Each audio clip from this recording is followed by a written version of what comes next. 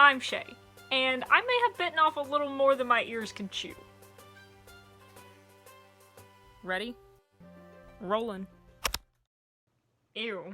I don't like that image at all. What if ears had teeth? I'm gonna stop myself right now. Hi! Welcome to the channel if you're new here. If you're not new here, you're not surprised. What a slogan. If you're not new here, you're not surprised. Hi, I'm Chey. I just had a bunch of M&Ms and hot Cheeto popcorn, and I am rip-raring ready to go. Whether you're new or not new here, there is one fundamental thing about Chey that you should know, and that is that I am crazy about music. I love music. I live, sleep, eat, breathe music. Just today, I was telling my friend, I said, I think I'm back in my band girl era. Like, just embracing bandom, loving bands, loving the fandoms with them. But honestly, did I ever leave? And will it ever end? No. Music has been a defining element in my life since I was born, since I can remember. I've made plenty of videos about it, we'll be making more, and be making more specifically about the music that is so important and influential to my life. But for right now, we're doing something a little different challenge. There is something I did last year that I absolutely loved doing because it was a challenge, but it was also a lot of fun. I challenged myself as a goal last year in 2022 to listen to 200 new albums. So what does this mean and what does it entail? It means listening to 200 albums that are new to me. It doesn't mean 200 albums that were released newly in 2022. It just means new to me. Also, that expands to not just include full-length albums, but I also include EPs. I think EPs count. Technically, they would be released on a record the same as an album would be, so I think that they count. Also, in special circumstances, if it's something that I've been really wanting to listen to, and Spotify has released it as 2 tracks, and they call it a single for some reason, but they have 2 tracks on there, I also count that. Why? Because it would be released as a single on a record with 2 sides, so I count it. I try not to bulk up the list with too many of those, though, because I do feel like a little bit like it's cheating. But those do count. So for 2023, I set myself an even loftier goal. 300 new albums. I had so much fun in 2022. I discovered a lot of new albums, a lot of new artists, a lot of artists that I didn't think that I would like, but I ended up really liking. I discovered some new favorite albums, some new favorite artists. One that has, in a weird turn of events, led to a really cool new professional relationship that I have.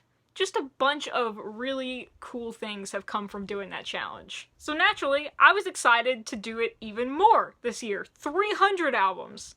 What I did not anticipate is that I was not listening to Spotify as much as I thought I would be this year. Last year, I was still going to Blackbird, still driving to Nashville pretty much every single day, back and forth for at least an hour, maybe an hour and a half. I also had internships in Nashville, so when I graduated from Blackbird, I was still commuting back and forth to Nashville. Generally, what I would do is listen to an album or however many albums it took on my way there, and on the way home, I would listen to a podcast episode. That, as you can imagine, got a lot of albums listened to.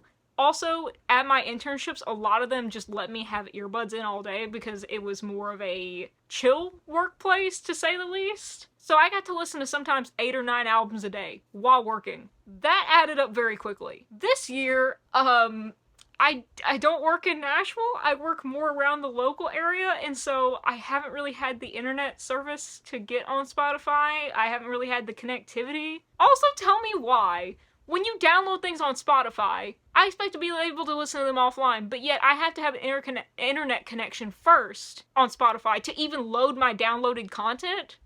Spotify, you have to answer for a lot of things, but also answer for that. Back to the point, I have not listened to Spotify as much this year as I thought I would. So, I'm behind. I have been steadily listening to things, but just not as much as I thought I would be. And now I am hell-bent on achieving my goal. So where do we stand? Well, it's November. As I'm filming this, it's November 9th. How many of 300 have I listened to? 85. Almost 86. I'm in the middle of the 86. I've listened to 85. I have 52 days to listen to 115 albums. And I'm gonna freaking do it. At least I'm gonna get as close as I can. That's what this video is for. We're gonna do it. We're gonna see if I can do it. And if not, we're gonna get darn close. So, doing the math for listening to 115 albums within 50 days. I'm giving myself a grace period of 2 days, counting the rest of the day. I'm not gonna listen to any more albums for the rest of today. I'm tired. And I'm also giving my grace period of just one other day. If I listen to albums every day for 50 days to the end of the year, I will have to listen to 4.3 albums to reach my 300 goal. So generally 4 to 5 albums a day. Do I think this is doable?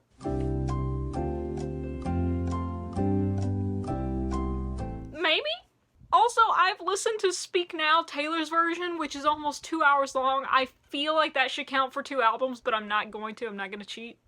It's just one. But because it was almost 2 hours, I feel like I want to do more singles releases, more 2 to 4 releases. Because usually that feels like cheating, but I'm like, I listened to 2 hours of Speak Now. I will also say I am very late to listen to Knocked Loose's A Tear in the Fabric of Life. What the f***? Oh my god. That may be like one of my favorite new releases. Every song on that. I love Knocked Loose. I have just been very bad at keeping up with recent releases. Generally, like for the past year and a half.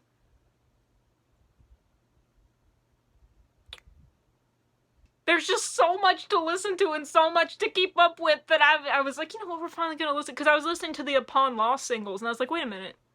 I haven't heard these.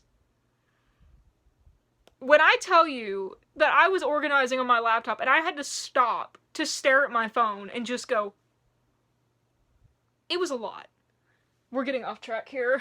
So we have to listen to 4 to 5 albums for the next 50 days to be able to accomplish this goal. I think it's fairly doable.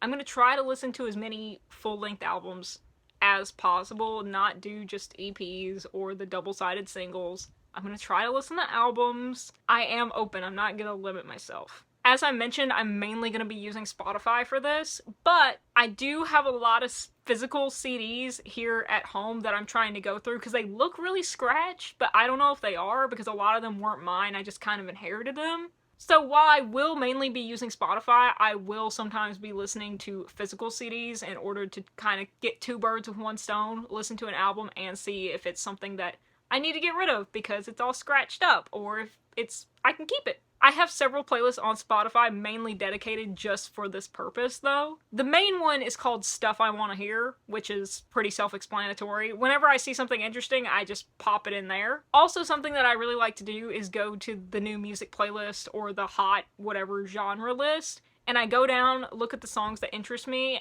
and I'll listen to a couple of them, and if I'm interested in them, I will go to their artist page and get whatever EP or album they have out, and I will add that entire thing to the stuff I want to hear. That way, I check out a new artist, and I can see if I want to dive deeper into them, and I add new stuff to my playlist. It's a great way to get introduced to new artists, and also see if there's someone that I want to check out more of their stuff, dive deeper into their catalog. I will not lie, most of the artists that I end up checking out, or just adding to the Stuff I Want to Hear playlists, are not bands or artists that have been recommended to me. A lot of them are added based on if I like their cover art. I am judging a book by its cover, I am, but I found 2 of my new favorite albums of all time doing that. Lost Touch and Shameless by We Were Sharks. That's how I found them. I looked at that cover art and I was like, that's gorgeous. I'm gonna listen to those. Now they're 2 of my new favorite albums of all time. And as an engineer, oh my gosh, Sam Guayana, besides Caleb Shomo, favorite engineer, favorite producer, favorite mixer, he is amazing. And then when I started looking into him, I was like, why has all this stuff that I love, all these songs that I love, have a common denominator? Often it's his hand in the engineering or the mixing or producing. And I'm like, wow, dude's crushing it. So see, sometimes it is okay to judge something by its cover. I don't want to put that principle out there in the world, but that, I'm gonna be honest, that is often how I add a lot of artists that I haven't heard of, but sometimes that's just a way to discover things, and for me, fortunately, it has worked out so far. Other times they are added because it's new releases from an artist I already know that I like, or it's artists that I want to check out, artists that I have heard of from other people, or I know of their reputation. I'm like, okay, let me check this out. Let me see what the hype is about. I do have another list called Essential Albums I Haven't Heard Yet but Need to. again, pretty self-explanatory. It is mainly for older albums, typically classic rock, I think is pretty much what's full on it right now. But it's albums by bands that are huge, like U2 and Motorhead and Poison. I put a bunch of their albums on there that I haven't heard, but as someone who's a fan of their band, someone who's a big fan of classic rock, was raised on it, I look at as essential for me to hear, essential for me to be like, oh yeah, I've heard it, and I have an opinion on it. I'm informed about it. Not in an elitist way, just in a way to say, oh yeah, I've heard this album, I like this song, or I don't know how I felt about the drum sound on that song. Ask me about my drum sounds all day. Actually, you probably shouldn't. My tattoo looks so good. Am I back in my band girl era, I ask, as I literally got a tattoo of a song the week after it was released. And now, no, I didn't just live when I die. Oh my god, not again!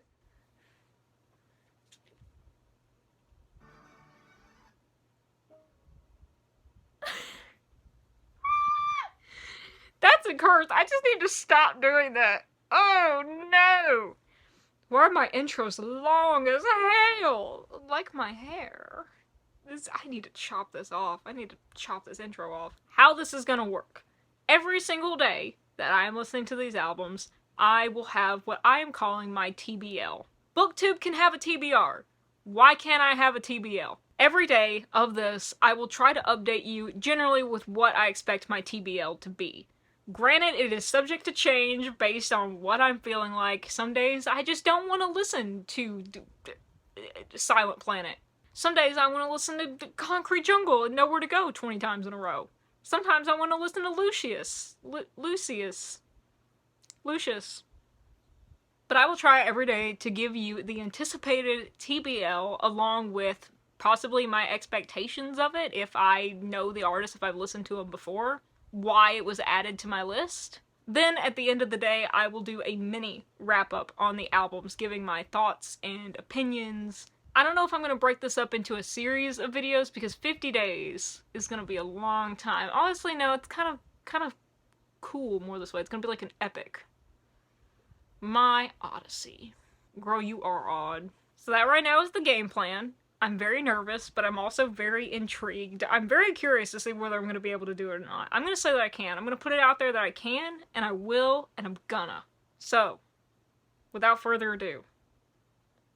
Well, I guess it will be further ado, because it's not going to be tonight. I'll see you tomorrow.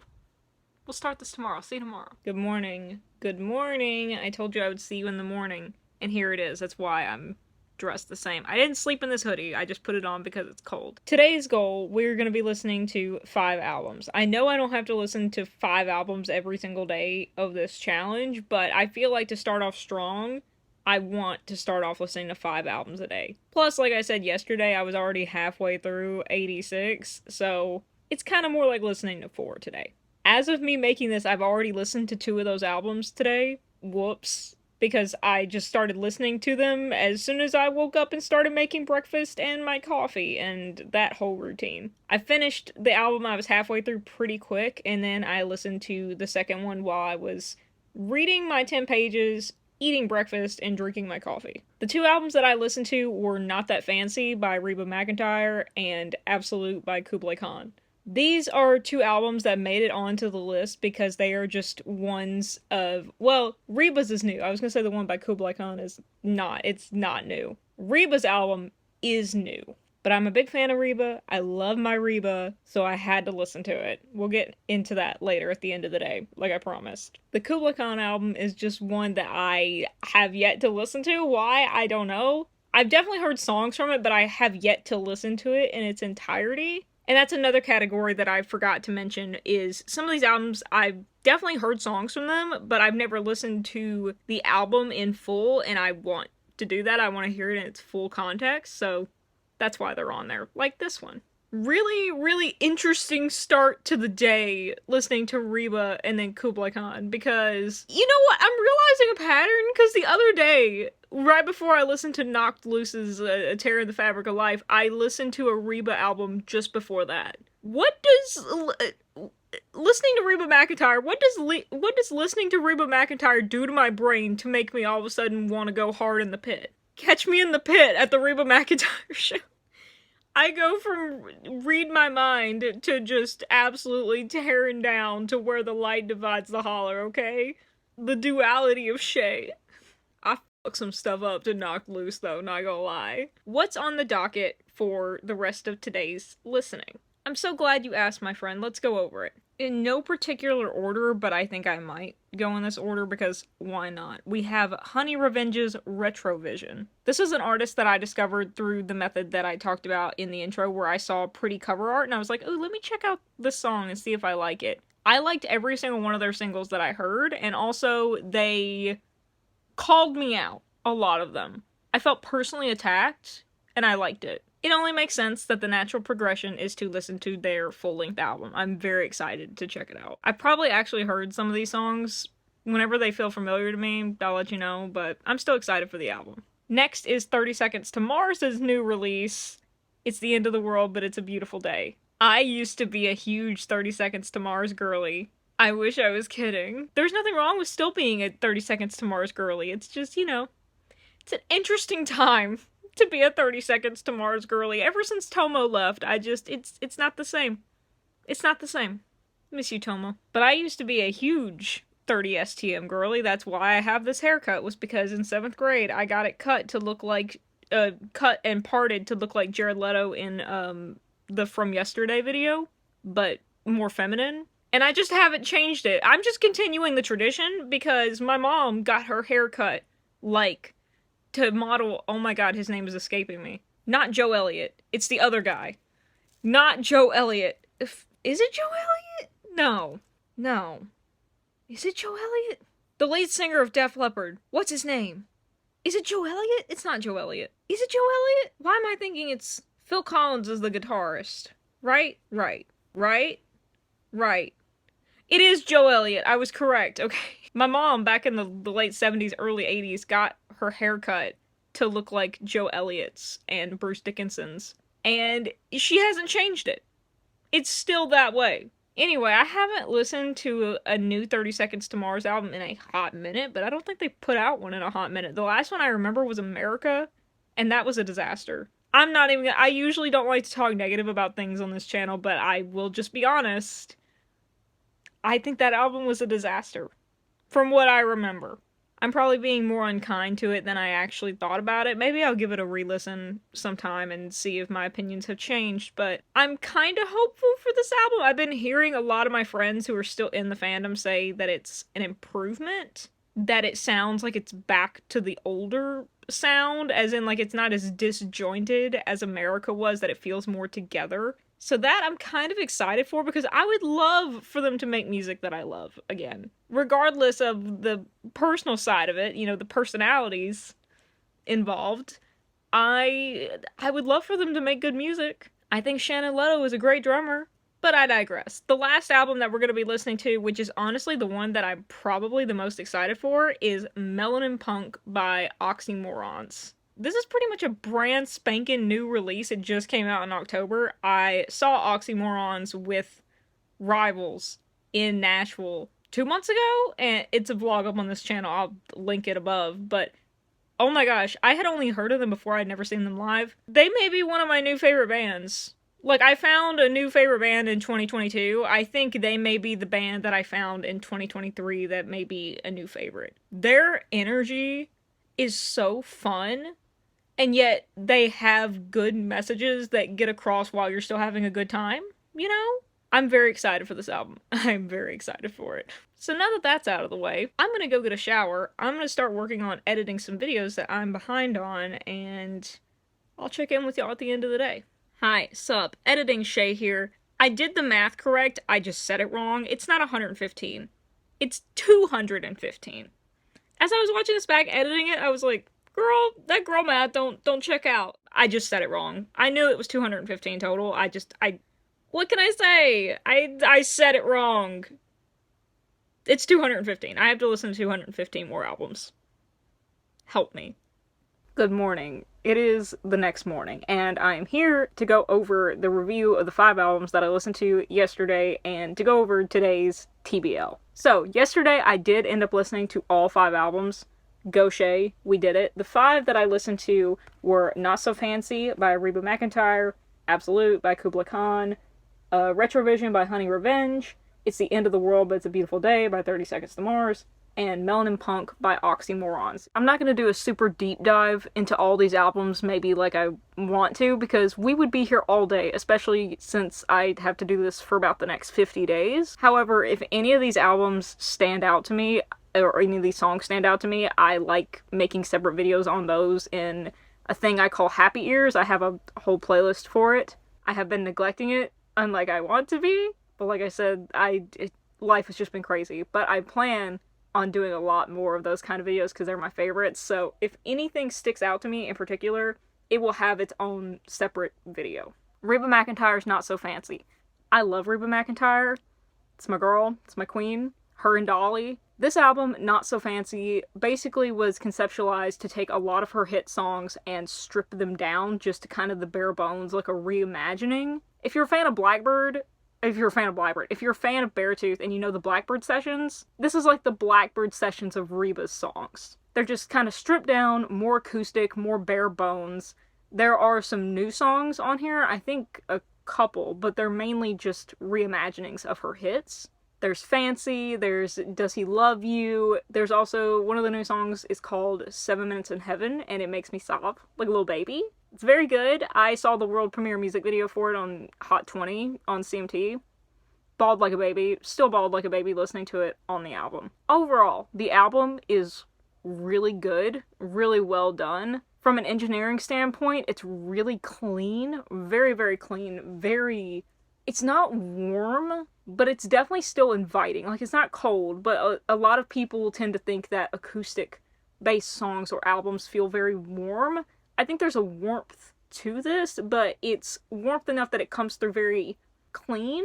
It's like, you know, when you look out your window on, like, a fall day where it's kind of chilly, but, like, the sun's out, so it's kind of warm. That's, like, the synesthesia I'm getting for the overall vibe of this album. Overall, I really liked it. I didn't think there was a bad rendition on it. Oh, that's the night that the lights went out in Georgia. Was so excited to hear the rendition of that song. Was not disappointed.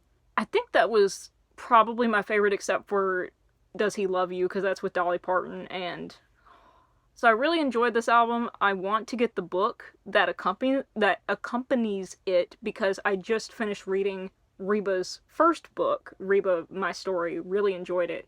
And since it's fresh in my mind, and I learned she was coming out with a new book, I didn't know that when I was reading her other book. I'd like to read it since the other one is still fresh in my mind and just see, you know, how things have changed. Her life perspectives, her life experience, things like that. But this album was really good. Really, really easy to listen to. It kind of just glided across the brain, but not in a way that is easy to forget or it's dismissible. Do you like this super professional angle? The kind of high quality production you get here on Chey and her iPhone 7. The next album I listened to was Absolute by Kubla Khan, and I mean, what is there to say about Kubla Khan? I love this album. I thought it was great. It made me want to jump in the pit and start just crowd crushing. I can't say the K word because even though I'm not monetized, it may get me restricted. But just start, like, it just made me want to get in the crowd and start swinging, alright? And I think that's just what all their music does. It's very, if you start listening to them, it's very likely you're gonna go to the gym and get some major gains.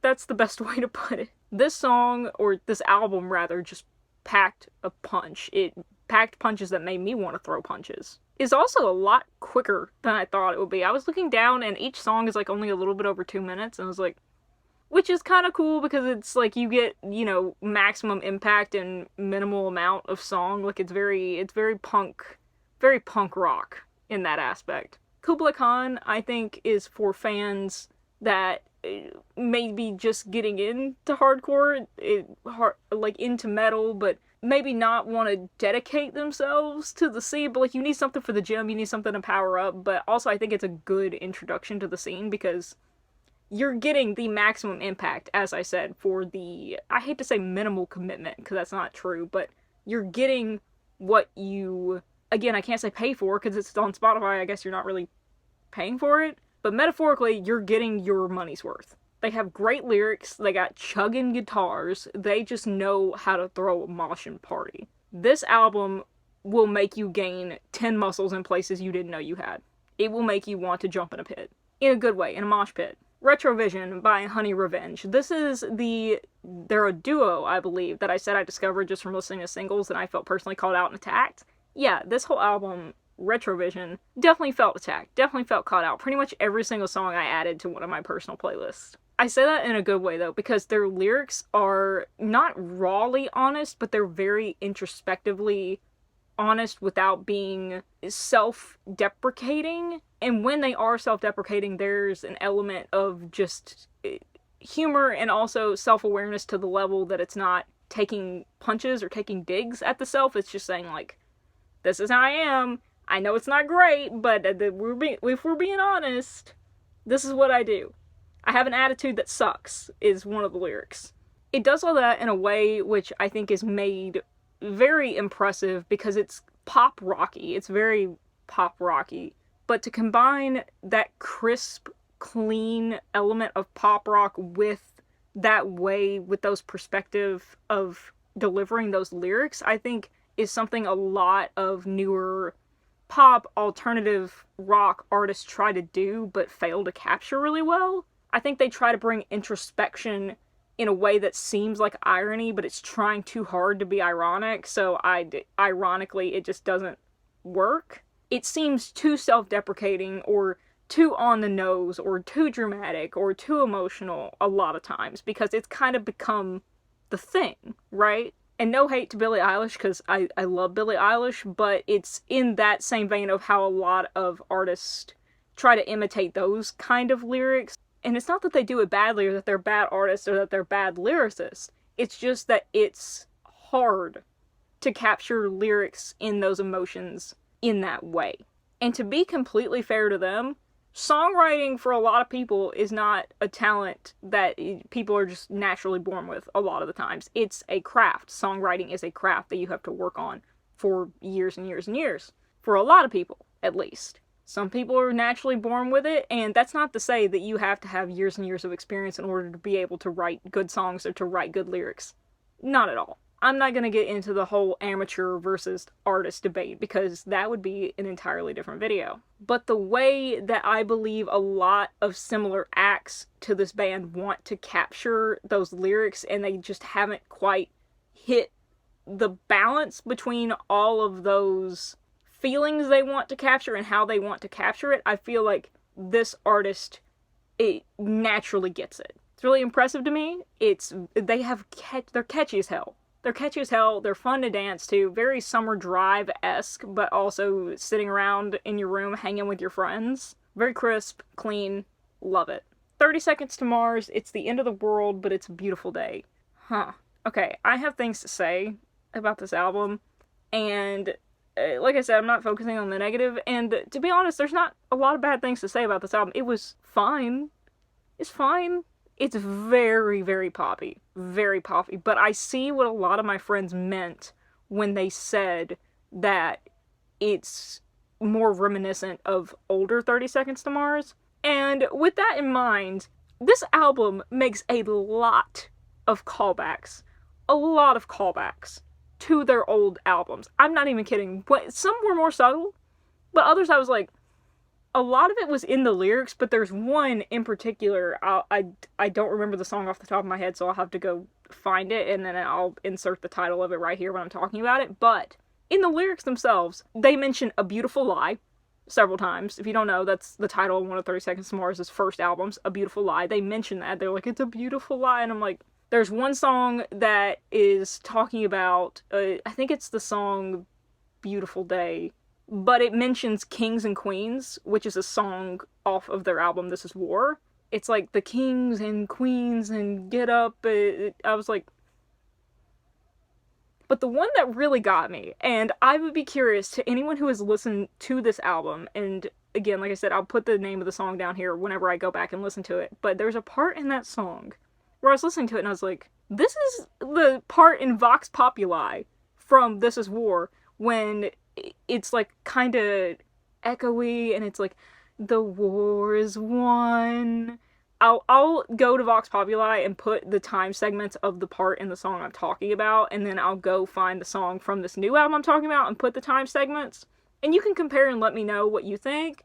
But listening to it, I was like, this sounds like a callback to this part in the song Vox Populi. Like, it sounds so, it's like, way away. Maybe I'm weird, but listen, This Is War. Honestly, it's still probably one of my favorite albums. I love that album regardless of how I feel about 30 Seconds to Mars. That album, middle school Chey listened to it like it was her only purpose on this earth. So I know that album inside and out. So when I tell you that this one song on this new album sounds like Vox Populi, all of that to say, there's nothing wrong with doing that. I'm not like, oh, they're lazy for making callbacks or calling out. No, I find it interesting. It's just things of note that I noticed while I was listening to the album. There's nothing wrong with it. If anything, it's kind of cool because it's not like them being self-aggrandizing to the point it's like, look at all this amazing stuff we did. Like, no, it's a callback. It's very poppy. It's very listenable.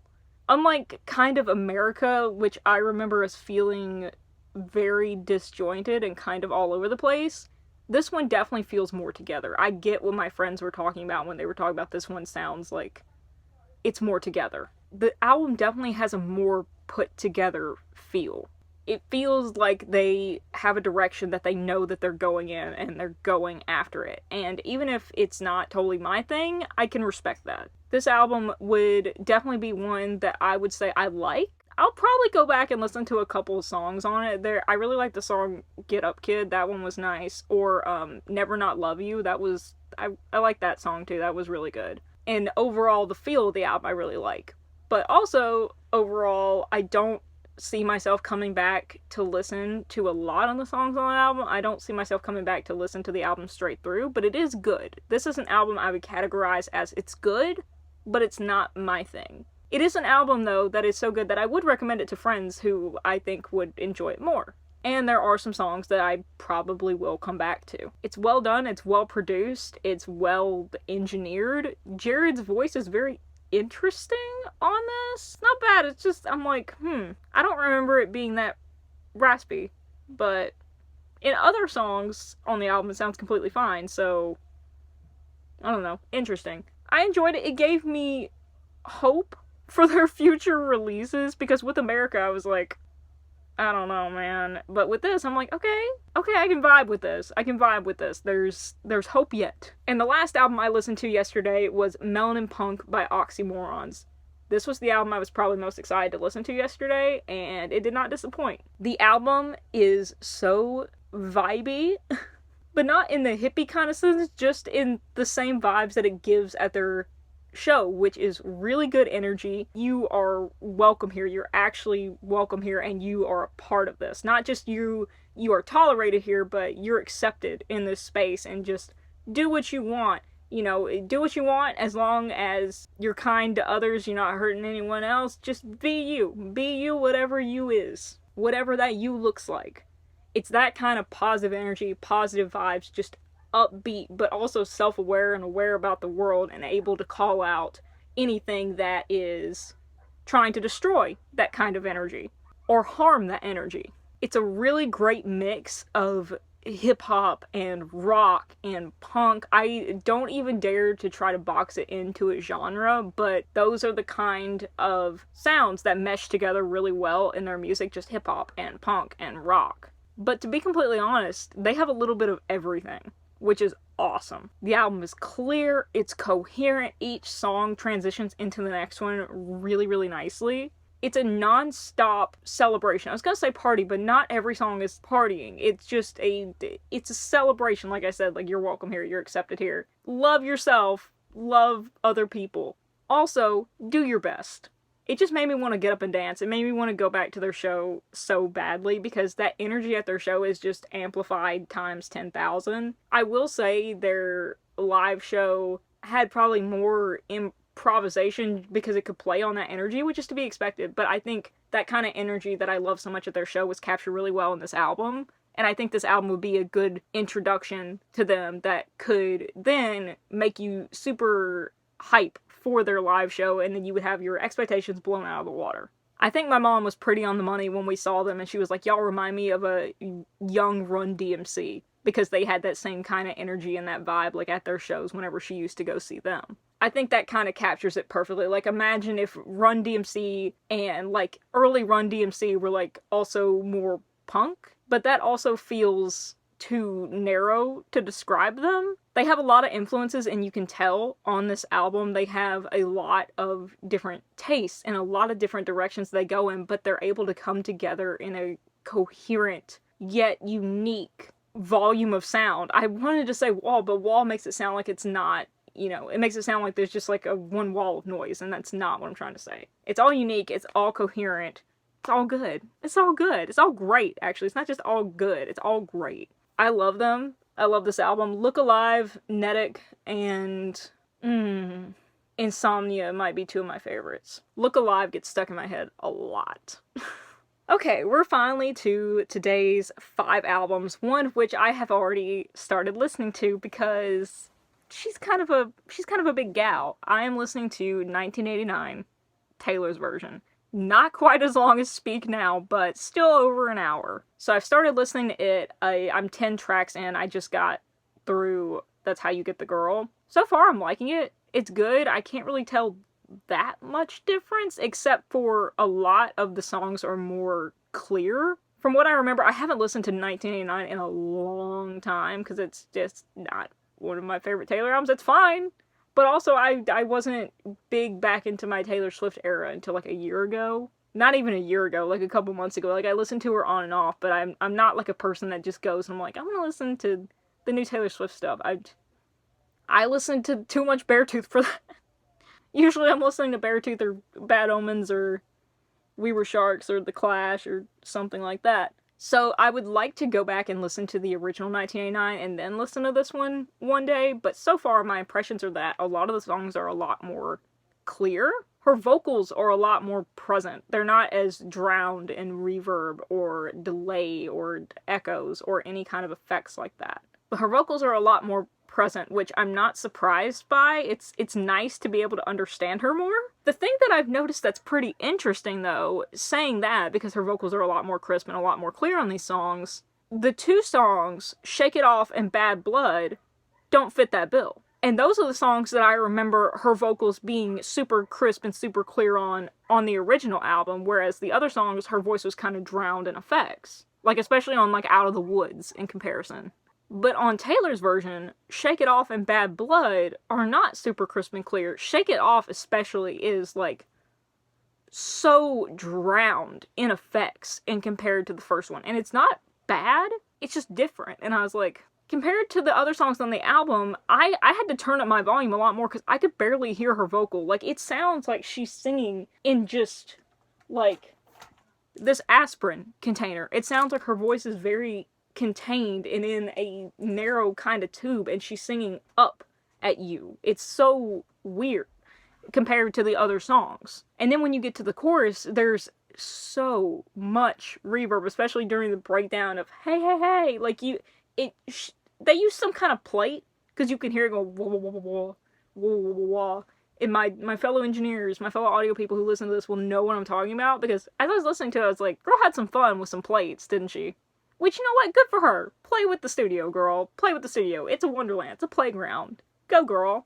It's very interesting to go from these crisp, clear, more focused sounds on these songs to go on this song, which was like that on the, at least from what I remember, on the first album, and to go the complete opposite direction. I wonder if that was her thinking, like, okay, I'm just gonna do it the opposite way because I can, and because it might sound cool. Like, if that was the purpose of it, I wonder what the purpose of it was, because it is different compared to the rest, and then compared to the other album. And the same way with Bad Blood, too.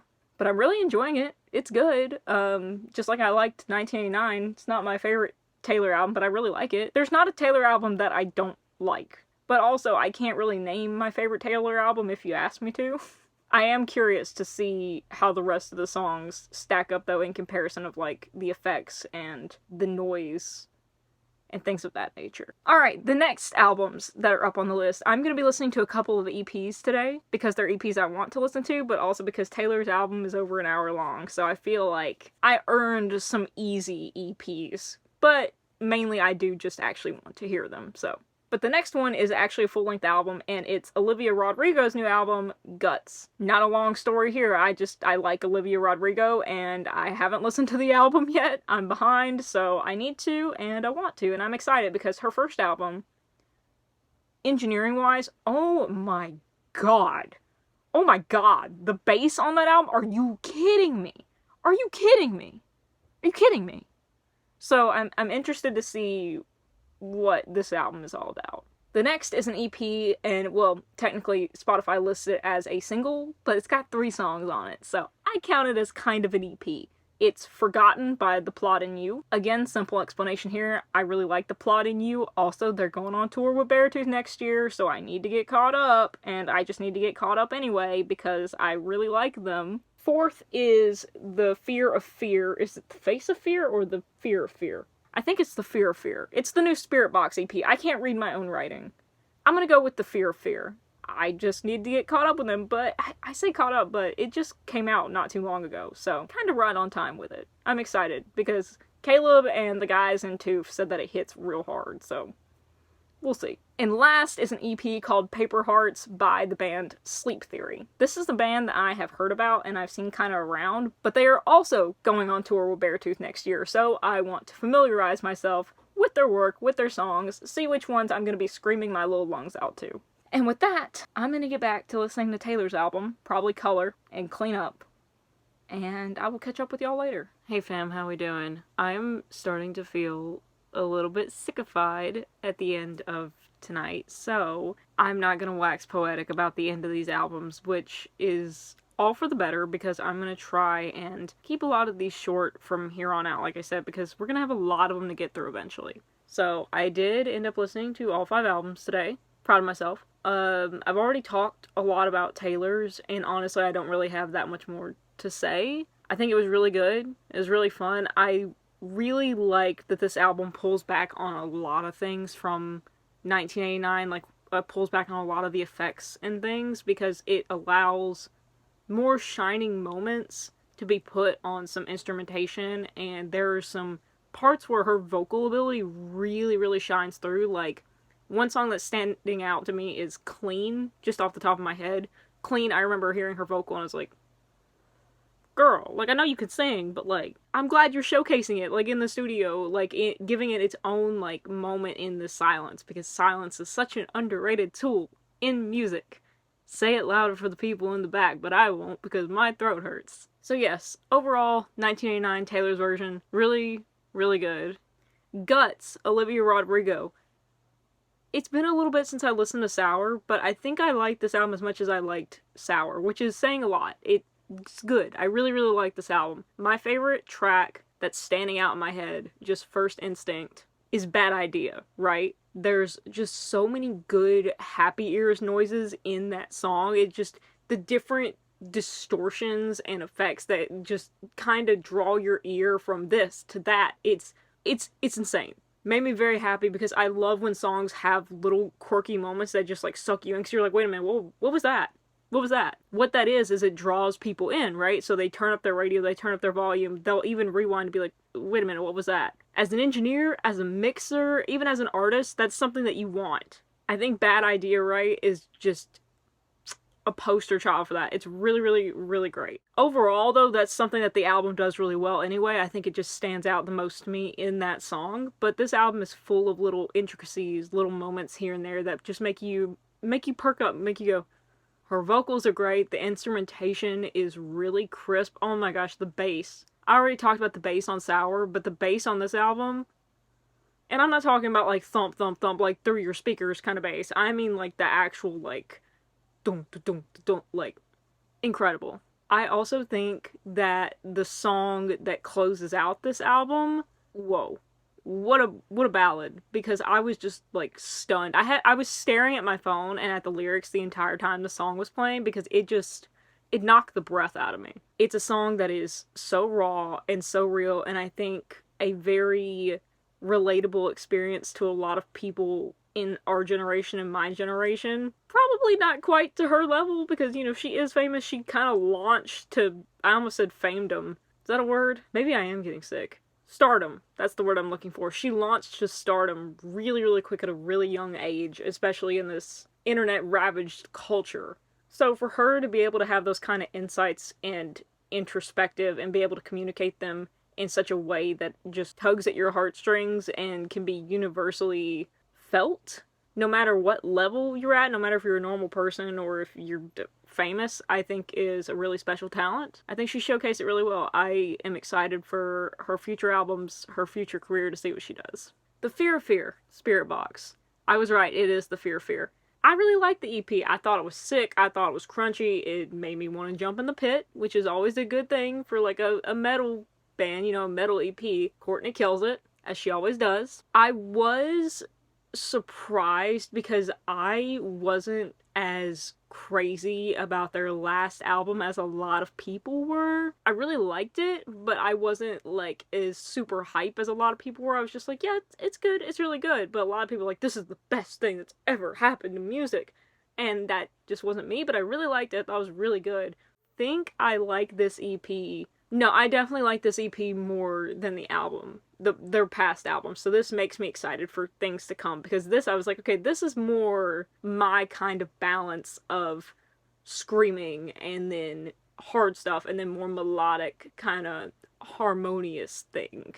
Can you tell I'm kind of losing the brain cells? Favorite song, probably the last one, probably Ultraviolet, but I also like the second one. I think it's a really well put together EP. I think it's a great indication for music to come, and if it's gonna be packaged like that with those kind of balances and those transitions between songs, are you kidding me? It's great. Really, really enjoyed it. Forgotten by the Plotting You. I was thinking about this not long ago, trying to get a summary together in my head, because as I've said before, I kind of ponder these things, like, obviously things that stand out to me while I'm listening to the music, things like, oh yeah, I want to talk about that. But generally, this is just a stream of consciousness. I try not to do too much heavy editing when I'm talking like this, and I try not to pause or repeat too much, because it really is just a stream of consciousness. I don't really like to script it, because in my brain, whatever usually occurs to me shows what I remember from it, and what I remember from it, I think, says the most about what I took away from it, what I think about it, right? So that's kind of the logic here, even though I'm running out of breath more than usual. I hope I don't have COVID for a third time. I swear, dude. So, as I said, I was thinking a little bit about this earlier, and I have image-based synesthesia, and the vibe that this whole EP single, as Spotify calls it, gives me is biting on a thorn from a rose, but not like biting down on the sharp part, like putting the thorn sideways so that the thorn is sticking out there, and then you just bite down on it, like kind of like not like a bright green thorn, but kind of one of those like murky swamp green kind of rose stems, just that kind of thorn, just biting down on it so like it sticks a little bit in your tongue, but not enough to like make you bleed. That's the vibe that this whole EP gave me. Probably doesn't make a lick of sense, but it does to me. When I thought about it, I was like, yeah, that's what I'm getting. That is the whole image for the whole thing. I can't control the synesthesia. It controls me. Clearly, I really liked it. I'm excited to see them on tour because I love their last album, but hearing these singles, again, it's kind of the same vibe with Spirit Box. I'm just like, I'm excited for things to come. I think something interesting that sticks out to me about this album is how more disjointed it kind of feels within the lyrics and the music. Not that they're disjointed from each other, but just as in the lyrics, you can tell it feels like the narrator. I'm not saying Landon, I'm not trying to speak as for the band or like this is how they actually feel. Just this is the vibes that the kind of narration of the lyrics gives off. I always try to make that differentiation that I'm not trying to speak in place of the band members, like I know how they feel. That Landon clearly feels sad and depressed, like I try not to speak on that because I don't know them. I'm not them. So I always try to just say like the narrator to separate them from just the vibes of the songs. So that's a quick explanation for you. The nature of the lyrics and the way they're delivered feels like the narrator of them is disjointed within themselves. Like they believe what they're saying, but like they're kind of all over the place, but they're still delivering this story, these stories, these words in a way that makes sense, but you can tell there's kind of like inner turmoil going on inside, even as their words kind of try to keep it all together. I think it's a hard feeling to convey genuinely, and I think they nail it. I think this album is put together, ironically.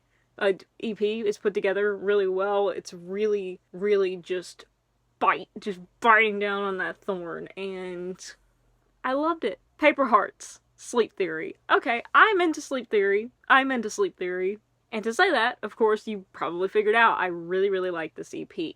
I know I'm saying I really like it a lot, but I tend to kind of know myself, tend to kind of figure out what music I'm going to like, and I try to avoid music I don't think I'm going to like, because like I said, I don't like talking negatively, because I know there are people out there that do like it, even stuff I may not like, and I don't want to kill their joy. I'd rather speak about things that I like. And my voice is starting to go, my throat is getting more and more sore, so let's speed this up, Chey. One song that stood out to me on the CP was Gone or Staying.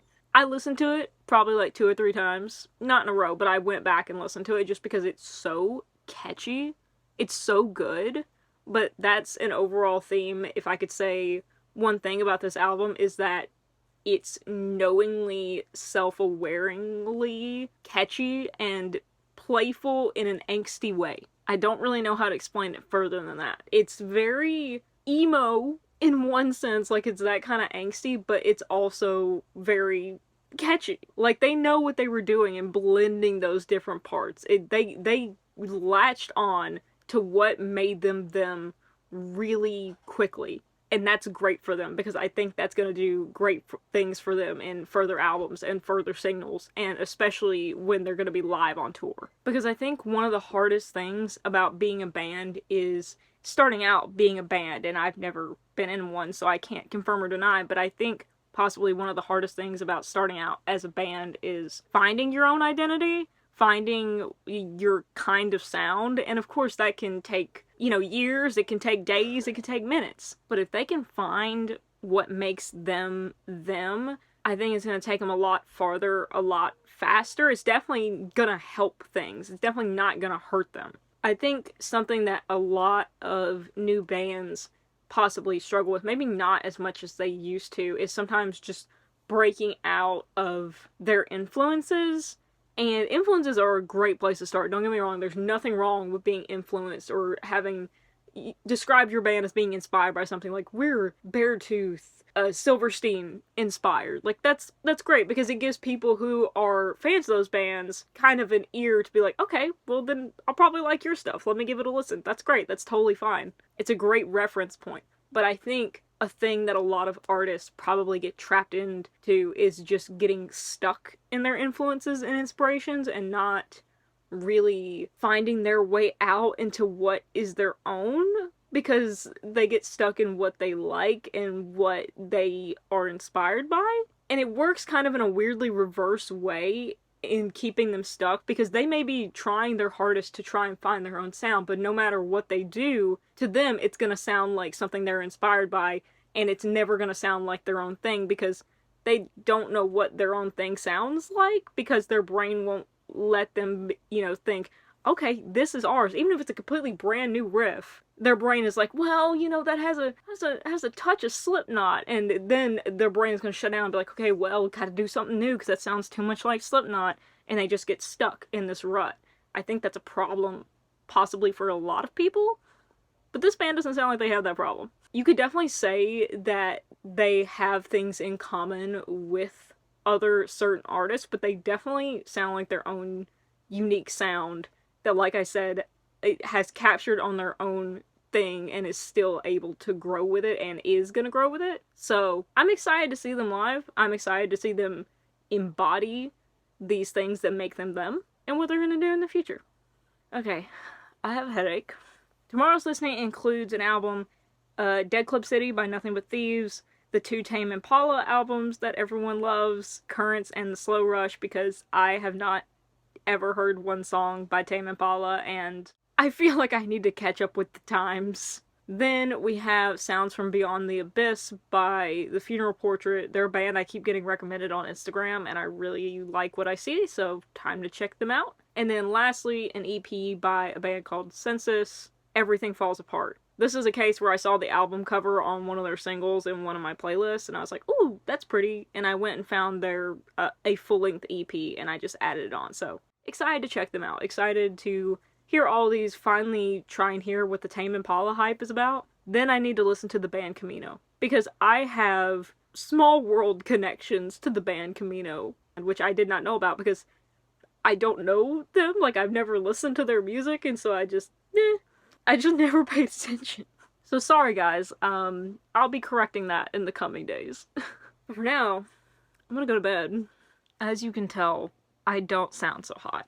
Not feeling so hot. Not really feeling hot girl vibes, gonna be honest. I did finish those 5 albums that I was listening to yesterday, and I want to review them with you.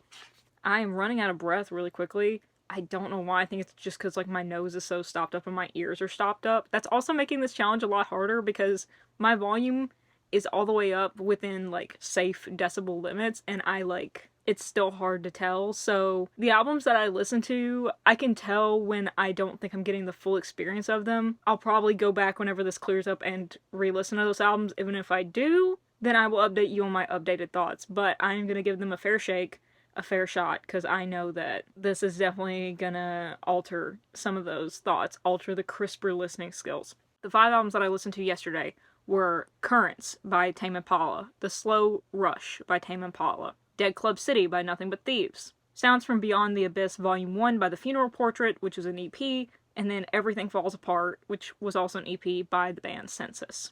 Let's talk about Tame Impala first, shall we? Tame Impala is good. I definitely liked The Slow Rush better than Currents, but I think I like them for different things. Currents seems like an album that I would more listen to like in the car while I'm kind of doing an activity, but also just kind of want to vibe. Like it is very vibey. I get what people say when they're like, oh, it's real vibey music.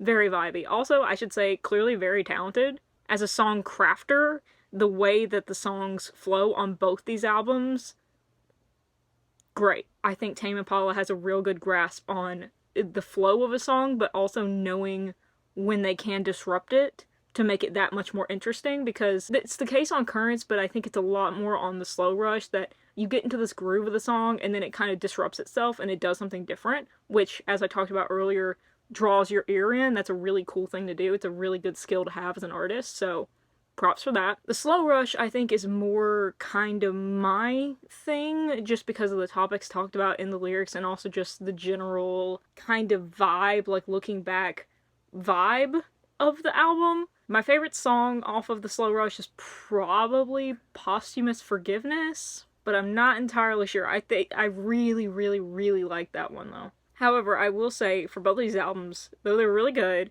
and Tame Impala has a really good grasp on how a song should go and like when to disrupt it in a way that makes it sound even more interesting, in a way that, even though it's disrupting it, it also makes sense in a contingency way. Because you're like, oh, that's different. That's a different beat, or that's a different style, but it ends up blending together in a way that you're like, oh, okay. Alright. Very DJ Skill-esque. I think some people might take that as me belittling him, being like, oh, he's just like a DJ. No, I'm saying like that's a talent. Being able to blend different things well and then make them come together. It's a talent. I will say though, respectfully, and this might be because of my ears, I don't think that these 2 albums are my thing. I'm not big on electronic music, which is hilarious for me to say when I freaking love Depeche Mode. I think I have to be in a certain mood for it, and that's why I said that as a preface for these 2 albums, because generally I don't think that they're albums that I would just go and listen to casually. I'm not like, oh, I want to go listen to The Slow Rush. But I recognize that I do like them, and they are really good. It's just not something that I see myself commonly coming back to casually listen to. But I would if I was in the right mood or atmosphere for it. Good albums. I'm glad I checked them out. When he releases like anything new, I will definitely check it out further. The EP by The Funeral Portrait. Okay, what to say about this? Honestly, I can't really say that much because I didn't realize when I was adding it that 2 of the songs are covers, and then there's one song that's repeated twice. It's just 2 different styles of it. So I will just tell you that it was good. Their covers were good. It was a cover of Mad World and Creep. I don't really like the song Creep to begin with, because ironically, it just it gives me bad textures. And I think that's kind of the purpose of the song, and I respect that. I respect that, and I get it, but also I can't do it. But from what I heard, I did listen to it all the way through, because I was like, that's only doing justice to them. The covers are very good. I like the cover of Mad World better, but the song Voodoo Doll was on there twice, and that is a really, really raw kind of song. And I say that word a lot, but I don't take that as diminishing its effect. It's very poetic, and it's clearly very sad, but it's a way that is done well. Voodoo Doll is also the song that I originally heard on my Instagram that introduced me to this band, so I was able to listen to it all the way through for the first time, and that was a really cool experience. Because the song hooked me when I first saw it on my Instagram, so I was hoping that I was going to like it all the way through, and I was not disappointed. It's a great song. I will say that I like the opening song, the opening rendition of Voodoo Doll that's on this EP, because it's kind of a more orchestral, I guess, version of it. It's definitely more of a classical-esque type. I think it fits the vibe of the lyrics just a little bit better, but also the original version does it justice as well, because it shows, the angst and part of the anger a lot better than maybe the classical version does. Well, I guess the classical orchestral shows the angst, but... Hold on, my dog is trying to get to my room. I'm coming, Hot Rod! I'm coming! Come on, Bubba! Come on, Bubba! Come on, handsome! There you go! What a guy! What a guy! What a big guy! So I guess the more orchestral version does capture more of the angst, but it's more of the Annabelle Lee, Edgar Allan Poe kind of, maybe it was a bad example, but more of the, Victorian dramatic angst, whereas the original version captures more of the grrr angst, being so angry and frustrated. The EP Everything Falls Apart by Census. I started following them on Spotify after listening to this because they rock. They're really great. All of their songs on that EP are so much fun. Very dance around your room, but also pop punk. In that pop punk way that's getting out all that frustration, but also having a great vibey time dancing to it while you do. I loved that in one of their songs they mentioned my rejection sensitivity. Listen, as a girl that struggles very much so with rejection sensitivity, I felt seen, felt validated. I was immediately, love y'all. Love y'all for that. So all the songs on this EP are very boppy, but then they hit you with the final song on it called To Listen, To Laugh, and I was...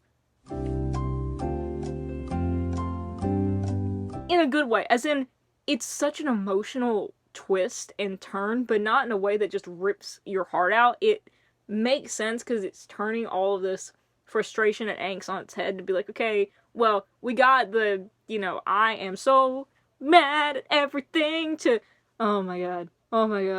And so it makes sense because that's a natural, not turn of phrase because it's emotional, but I think natural chain of events emotions-wise. And I think it's done very well. I think it's harnessed very well. And it's a song that stood out to me specifically because of that, capturing that transition so well. And also just a very complex emotion to deal with. Having regrets about letting a love slip away, whether that's a person or a dream or, what have you, but still wishing the best for it and kind of understanding, but still being upset. It's an emotion that's hard to capture well, I think, but is known pretty commonly, even if people can't put it in words. So the fact they were able to put it in words speaks highly of them. Good job. Good job, dudes. Love the CP. Would recommend it. Let's get to the last album, Dead Club City by Nothing But Thieves. First of all, I would recommend this album if you're into The Killers. This album, at first I was thinking, do they give me 1975 vibes? And yes, but also The Killers. If you're into The Killers and you don't know Nothing But Thieves, check out the album Dead Club City. Gives me, not Mr. Brightside, but Sam's Town kind of vibes, but also make it pit rock. And by pit rock, I mean rock that you could open up a mosh pit to. Do the Killers have mosh pits? I don't know, I've never been to a Killer show.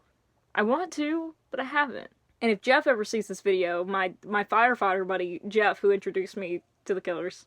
Hi, Jeff. How's like the 300 Killer shows you've been to that I haven't yet been to one? How are those? The album. Very Killer-esque vibes, like art poppy with indie, but also rock. Very cool, very fun. I like, kind of the same token as I was saying with Tame Impala, they have a really good capturing of how to disrupt their own music and take it a different direction, but then also just elevate it, not in a way that just blends it, but in a way that you're like, oh, we were here. Oh, but now we're here. Kind of like when a bass drops to like a rave. I've never been to a rave. And people just get like more hype, and then as it changes, like people get more hype. Like, it's that sort of differentiation and then elevation that we're talking in these kind of songs. The guitar work, oh good lord, oh good heavens. The guitar on this album, engineer's dream, at least my dream, sounds beautiful. It's not super crunchy, but it's super wow. I hate that I just did that. It's like, do y'all remember 90s babies like me? Do y'all remember those thin headbands? I'll find a picture of one and put it in here, but those thin headbands that had like the diamond kind of texture, and well, headbands, you use them as chokers. They were chokers, but you could also use them as headbands if you were weird. Imagine that, stretchy but metal. That's the synesthesia that the guitar gave me on this. If I had to pick two standout favorites from this album, they would be Keeping You Around and Pop the Balloon. But all the songs are great. There wasn't one that I didn't like. There wasn't a hide song. There wasn't a miss song for me. Really enjoyed the whole thing. And I probably will definitely be checking further back into their discography and new releases. Also, congrats. We've hit the 100 album mark, Chey. Woo! Woo! Woo. We've hit the 100 album mark. We are 1/3 of the way through this challenge that was supposed to be done earlier this year. But you know, life happens, and we're one third way through. And if I keep listening to 5 a day, we're gonna hit it a lot sooner than 50 days. So what am I listening to today?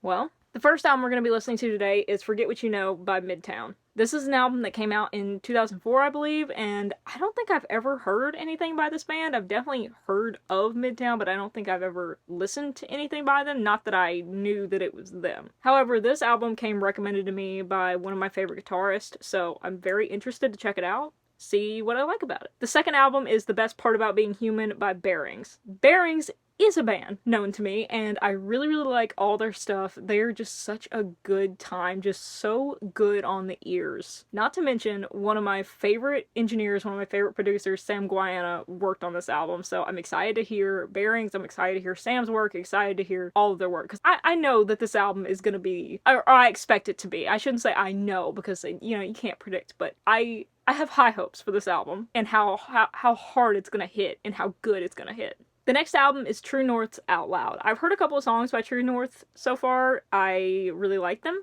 They're good. And this was a case where I saw the album cover, I saw the album art, and I was like, I think I'm really going to like that. So I added it to the list. We'll see what I think. Next is Story of the Year's Tear Me to Pieces. I really like Story of the Year. I have for a while. I'm a fan, so of course I need to check out the album that I haven't yet heard. The last album we have on the list today is Set It Off's Elsewhere. Set It Off is an artist that I am pretty darn well new to. I've heard songs here and there that I like, but I know more of them than I really do about them. However, earlier this year, I went to go see Set It Off in concert because Rivals was opening for them, and I had an amazing time. Definitely one of my favorite concerts I've been to this year because the crowd energy, the band energy was incredible. It was so much fun, just a really great environment, really good vibes, really great community. I felt lucky to be involved in that show because it was just so much fun. I mean, look at this picture. This is one of my favorite concert pictures I've ever taken. I think this captures the vibe of that show. We have a really great lineup ahead of us. I'm excited. I think today, while I'm listening to albums, I think I'm going to work on my music journal for next year. I really, really, really want to start more dedicated journalings to my books, to my reading, and to listening.